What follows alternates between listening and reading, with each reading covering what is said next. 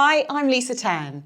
Welcome to Oxwide, our fortnightly update of what's happening across Oxleys. Now, next week is National Children's Mental Health Week, where we shine a light on the importance of mental health for children. But before talking to colleagues in our children's services, we thought we'd talk to some little experts. Mental health is like we have to keep healthy. To me, mental health is how your brain is feeling, so sort of like emotionally. And when you feel sad or upset, what do you do to make yourself feel better? I tell people, can I join in with your game? I always look at the positives and what I'm capable of. So say if someone was like, oh, you can't even figure out 2 plus 2, I always go like, well, I can figure out 10 times 2, and that's good. Where's your mental health on your body? Can you point to it? Here, in your heart.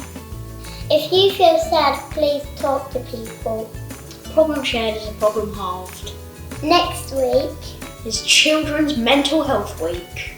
Let's talk about it.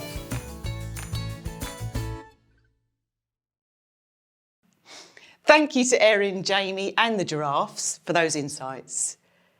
Next, on the back of that, we spoke to Emily and Martin from our children's services to tell us about Children's Mental Health Week. Emily, can I ask you first of all, why is shining a spotlight on children's mental health so important? It's very normal to experience mental health difficulties. It's part of life. It's normal to experience fears and worries. And there is help available. So we're really wanting to kind of focus on that next week and ensure that people are aware and they're able to access support when they need it. Martin, are you for the CAMHS side of things, aren't you, which is a different perspective as well? Can you tell us a bit about that?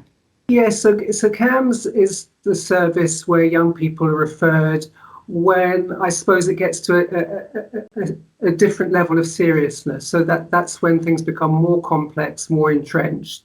So we would tend to get referrals from doctors or from schools, from social care, although there is the possibility of self-referring as well. I think we're really focusing next week on this early intervention. So this is where young people or families or schools can really think about what might be the early signs of difficulty and how to begin to address things, thinking about the sorts of things that young people are struggling with and intervening at an early stage before they need to be referred to a service like ours.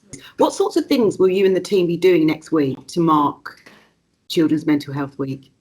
Yeah, so we've got a really full-on schedule actually. We've got 22 schools we work with in total, 4 secondaries and the rest are primaries. And the majority of them have kind of invited us in to do coffee morning or coffee afternoons, and they're inviting parents in. So we're going to be there kind of with a board and resources and talking about our service and how to access it.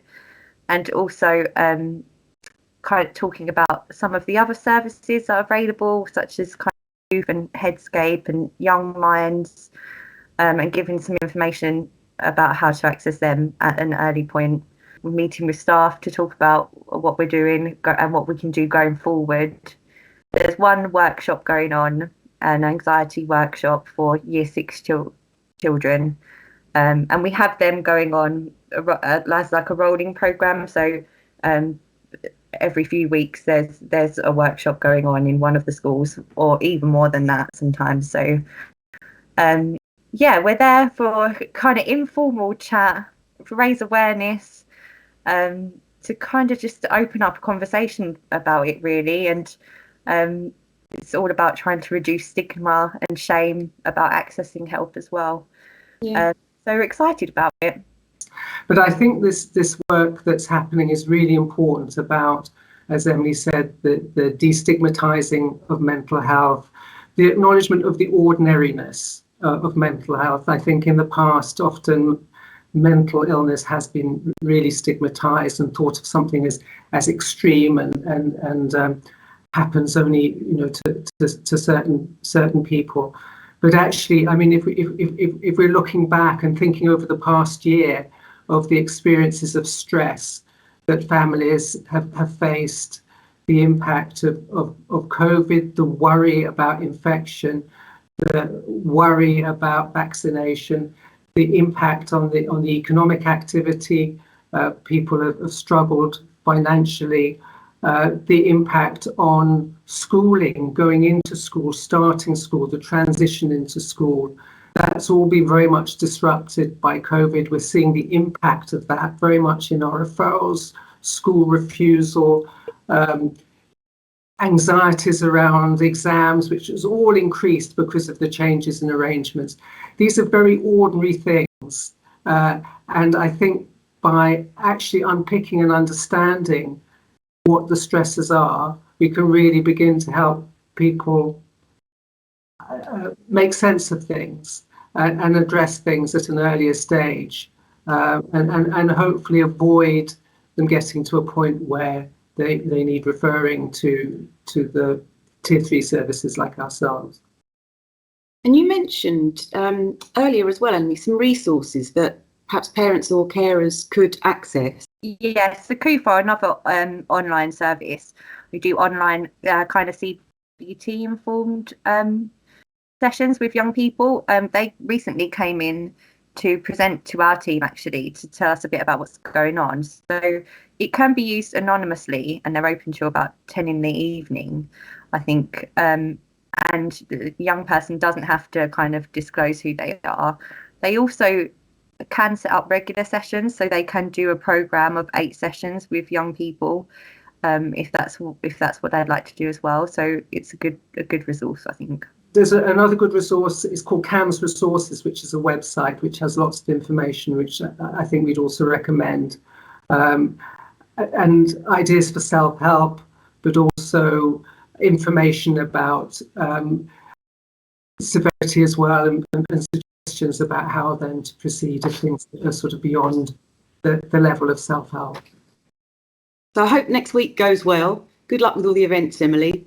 And we'll look forward to hearing about it afterwards. And thanks very much, Martin. Thank you. Thank you. Thank you. Now, good news. We've won funding to employ 2 professional nurse educators. We caught up with the lovely Christine Kapopo to tell us more.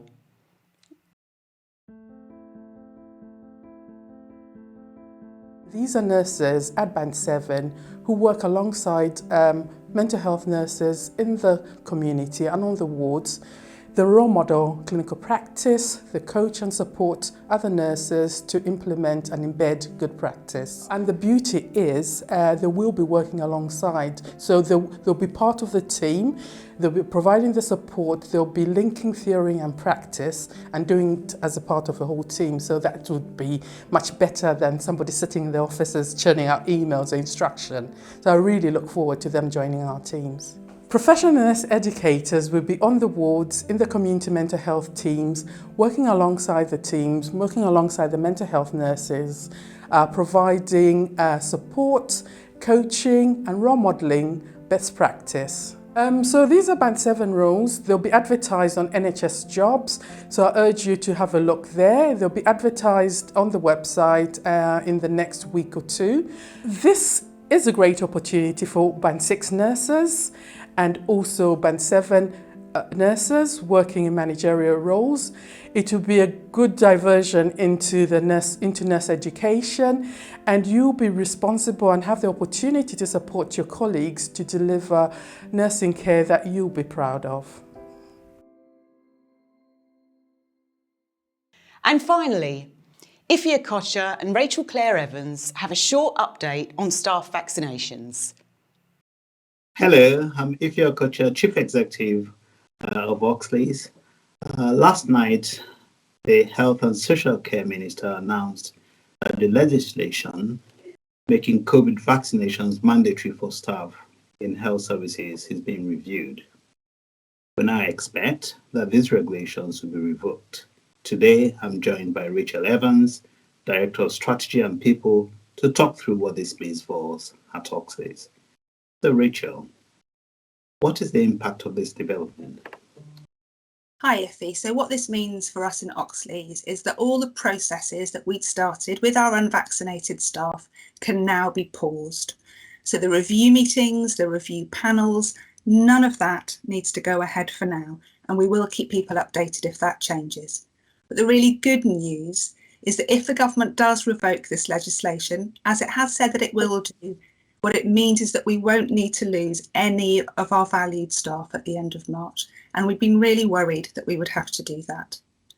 We do know it's been a really stressful time for people, Iffy. There's been a lot of hard work and anxiety. And from a personal perspective, I really want to thank our managers in particular, who've done an amazing job. So they've been getting forms completed, they've been having chats with their teams, and they've been a real support to the people around them. And I couldn't be more grateful for all the work that they've done. Yes, absolutely, Rachel. I just want to echo the point you just made about all the effort that colleagues across the organization have put in. We know that colleagues had held one-to-one conversations, group conversations, just supporting people, answering their questions, etc. And we also know that this has caused considerable distress for a number of our colleagues. So again, I just want to repeat my thanks and join you in thanking colleagues across the trust. So what does this now mean then, Rachel? Well, I think it's time for us to stop and reflect as an organisation. So somebody mentioned on the Ox yesterday that they feel as though that they and their colleagues feel like they're surviving rather than thriving at the moment. And I think a lot of staff who work at Oxley's do feel like that at the moment. I think we all know that the last 2 years have been really tough, and the last few weeks and months in particular have made things even more difficult for teams. We really want to address that, and as you know, we talked about this at the senior staff event and also with the strategic executive team. We want to think about the things that will really make a difference to people's experience in Oxley's. We want to think really creatively about how we improve our staffing position. We want to think differently about roles and how we might use different roles in a way to reduce pressures on some of the hardest and most pressurised areas.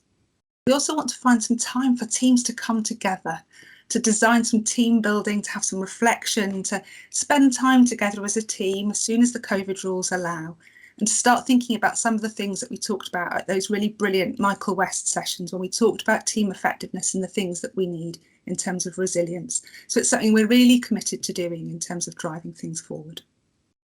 It's really great, Rachel. There's no doubt that the senior leadership are indeed committed to supporting our staff. And as you say, given how stressful this has been for some colleagues, we are very keen that colleagues access all the wellbeing materials that are available on the Ox. In time, we hope that we can do more face-to-face type meetings. So that's really great. So just remains for me to say, thank you all so very much. Thank you in particular for everything you've done over the last 2 years. We know it's been an extraordinary period for all of us, right across, not just this country, of course, but right across the entire world. And thank you for what you continue to do for staff. Watch this space. We'll bring more to you as we hear more. Thank you. Thanks. Thanks, Iffy and Rachel. That's all for this edition of Oxwide. We hope you've enjoyed it, and we'll see you next time.